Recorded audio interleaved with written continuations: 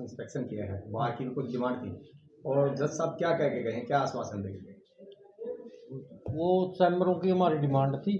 चैम्बरों की डिमांड के बारे में उन्होंने आश्वासन दिया है कि जो अब बिल्डिंग कमेटी की मीटिंग होगी उसमें चैम्बरों का समाधान आपका कर दिया जाएगा। बाहर को उन्होंने एड्रेस दिया है और बाहर में उन्होंने क्या संदेश दिया आपको? उन्होंने उनका जो आज का जो उनका था एड्रेस जो बार को किया उसमें उनका मुद्दे मोरल वैल्यू के ऊपर ज़्यादा था, नैतिक सिद्धांतों के ऊपर था।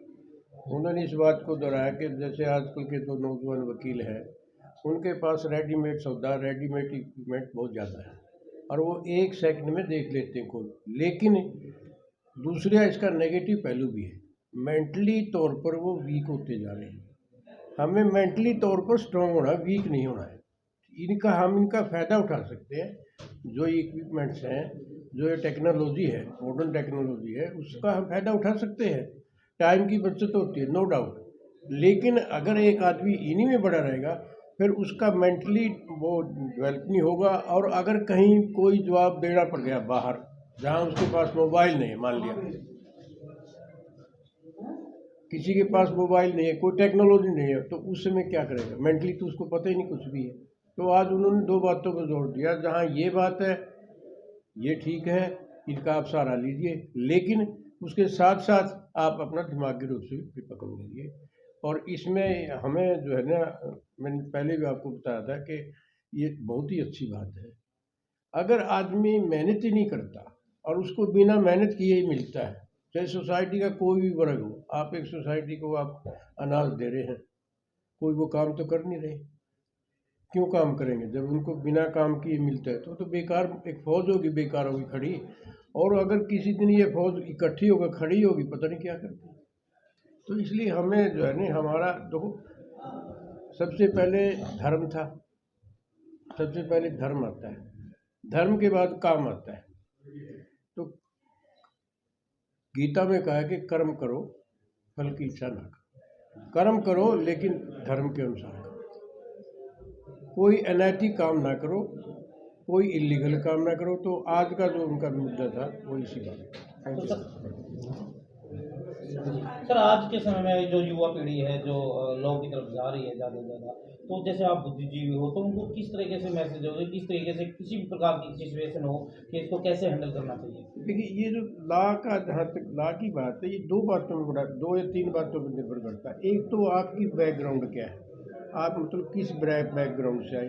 दूसरा, आपका सोसाइटी में कितना रसूख है। तीसरा, आप कितने कैपेबल हैं। यानी एक कोई प्रॉब्लम आ जाती है, उस प्रॉब्लम को आप कैसे सॉल्व करते हैं। आपको कोर्ट को सेटिस्फाई करना पड़ता है, जजेस को, आपको क्लाइंट को भी सेटिस्फाई करना पड़ता है, और आपका जो अपोजिट काउंसिल है उसकी आपने मीट आउट करनी है। उसकी ये बात है, इसकी डिफ़िकल्टी यंग लॉयर्स के लिए बहुत है। इसके लिए थोड़ी सी ट्रेनिंग की ज़रूरत है। ये नहीं कि भाई कोई आज वकील बन के आएगा तो आज ही वो सब कुछ नहीं, 2-3 साल तो आप देनी पड़ेगी। और इसके लिए हमारा अप्रेंटिसशिप इसीलिए रखी है बार काउंसिल ने कि वो जो जूनियर यहाँ आता है वो लाइफ के से सीख रहे हैं। तो सीखना बहुत ज़रूरी है। अगर वो आते ही एकदम ये सोचते मैं आज ही वकील बन गया, ये बड़ी मूर्खता है, और इससे मूर्ख कोई बात हो नहीं सकती। तो सर, अगर बात करें, वकील होते हैं जो मुख्य 3 धारों के बीच होते हैं, जैसे पीड़ित पक्ष होता है, शिकायतकर्ता और जज के सामने, तीनों के सामने में हैंडल करना होता है। किस तरीके से किसी भी केस को हैंडल कर सकते हैं जज के सामने जब?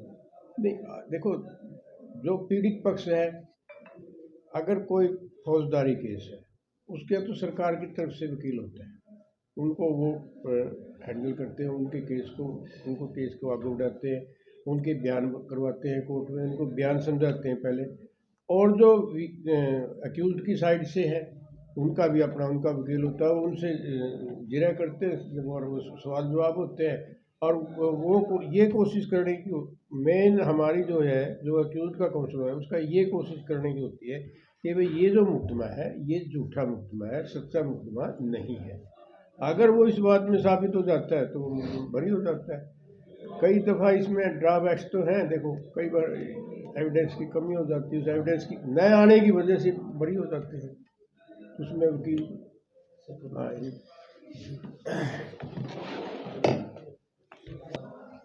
मैं Sumit Chaukan, secretary bar association Narwana. तो आज चीफ जस्टिस आए थे तो सर क्या क्या हमने इंस्पेक्शन करके गए? मतलब जैसे कि आज जस्टिस साहब उनका इंस्पेक्शन थी यहाँ पे आज जींद, नरवाना और सतीतो तीनों कोर्ट में इंस्पेक्शन हुई। वो क्या नाम है? माननीय राजेश। जस्टिस राजेश भारद्वाज जी, मतलब उनका मेन चीज़ ये होती है कि जैसे वो कोर्ट्स में जाते हैं, वहाँ पे लिटिगेंट्स जो बैठे होते हैं, बाहर बैठे होते हैं, मेनली उनसे कि are you satisfy with the process of law, process of court. Main चीज़ यही रहता है कि बाहर जाके देखें। और जैसे कि हमारे जस्टिस साहब है, ये बहुत ग्राउंडेड बंदे हैं, ग्राउंड से उठ के वहाँ तक पहुँचे हुए हैं। इन्होंने इंस्पेक्शन में प्रॉपर तरीके से क्या इंस्पेक्शन होती है, कैसे लिटिगेंट से मिला जाता है, कैसे कोर्ट्स में आर्ग्यूमेंट सुनी जाती है, और एज ए क्लाइंट बैठ के सब अच्छी तरीके से इंस्पेक्शन की है। तो सर बार एसोसिएशन को एड्रेस भी किए हैं।